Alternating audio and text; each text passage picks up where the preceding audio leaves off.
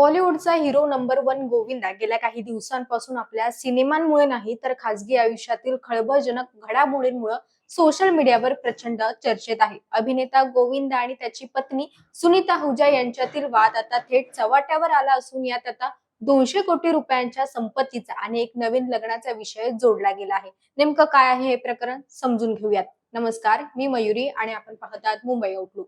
काही दिवसांपूर्वी सुनीता आहुजा यांनी फॅमिली कोर्टाबाहेर येऊन गोविंदा विरुद्धचा घटस्फोटाचा खटला मागे घेतल्याची बातमी समोर आली.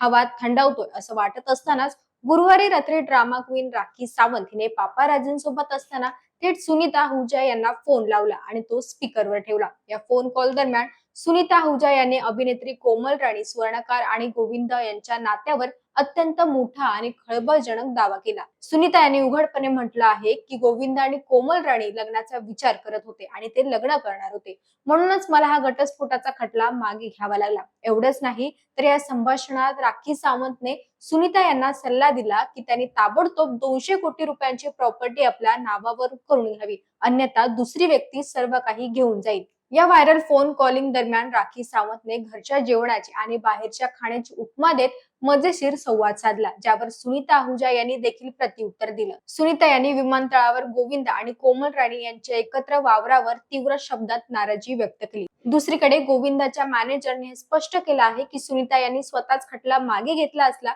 तरी अशा प्रकारे वैयक्तिक आयुष्य आणि कौटुंबिक बाबी चव्हाट्यावर आणल्यामुळे कुटुंबियांचा अनावश्यक तमाशा होत आहे. आता या संपूर्ण प्रकरणात गोविंदा आणि त्यांच्या कुटुंबांची पुढील भूमिका काय असणार हे पाहणं महत्वाचं असणार आहे.